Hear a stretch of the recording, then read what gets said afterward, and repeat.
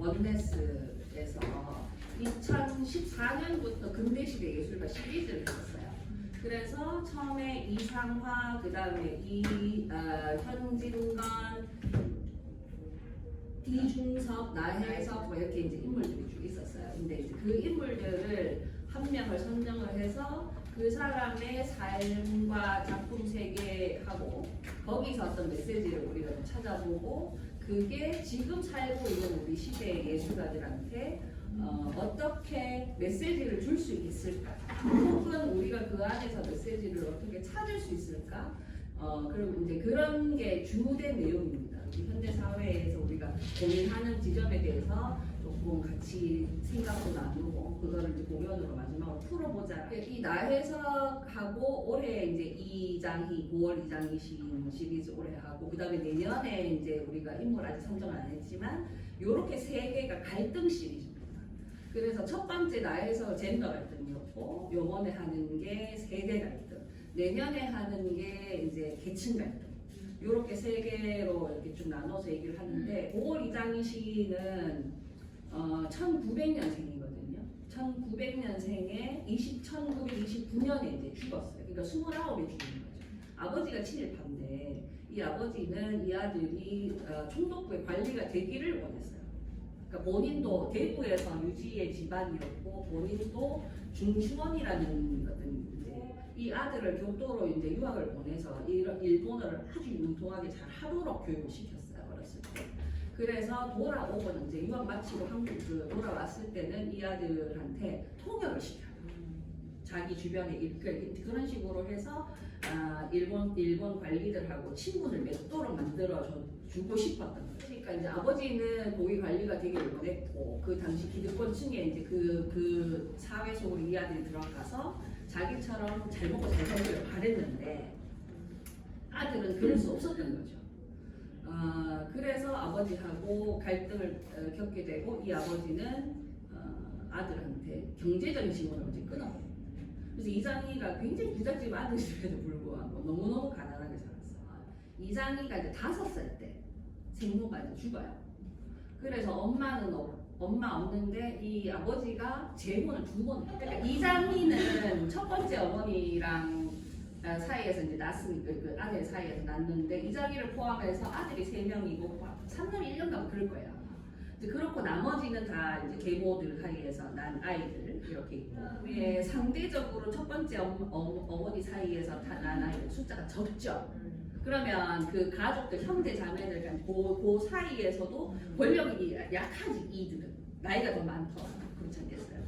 근데 거기서 느끼는 이제 그런 과정에서 자랍니다. 그렇기 때문에 이장희라는 인물이 그 가정을 이 가정이라는 집이라는 공간을 어떻게 느꼈을까는 우리가 너무 충분히 이해할 수 있고 그런 측면에서 비인집이라는 시 하나를 우리가 선택을 한 거예요. 자기 자신하고 스스로하고 자기 내면하고 이 관계 속에서 뭔가 메시지를 자꾸 찾아내는 이제 그걸 가지고 자기 내면 속에 있는 심리적인 부분, 자기가 느끼는 어떤 정서적인 부분, 생각, 이념 이제 이런 것들을 이제 문학으로 풀어내는 작품을 많이 썼다.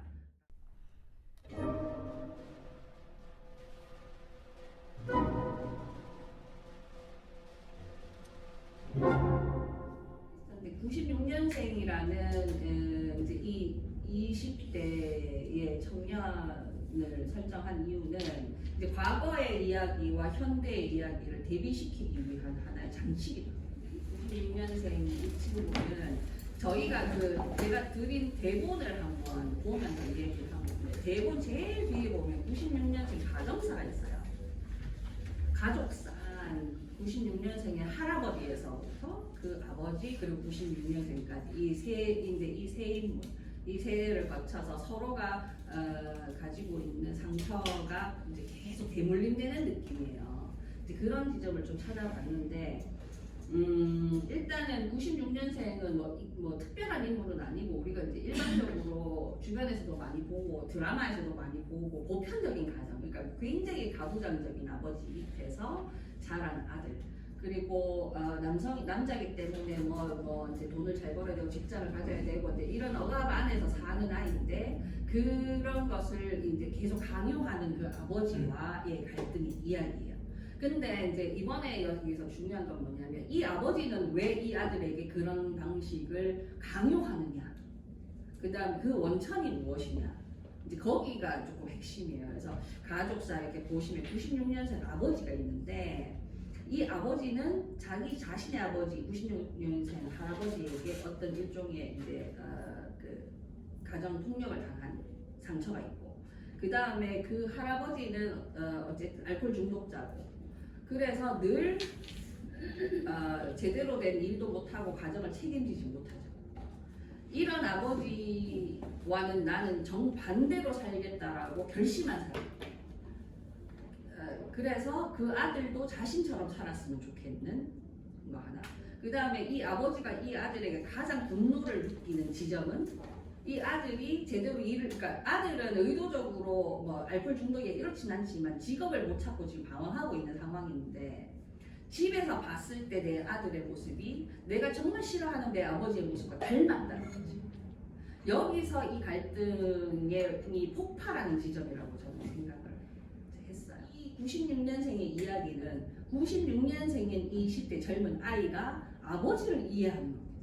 그러니까 어른이 아이를 다 보다듬어 주는 게 아니라 젊은 세대가 오히려 구태한 과거의 세대를 알고 봤더니 그 이면에 이러한 상처가 있더라.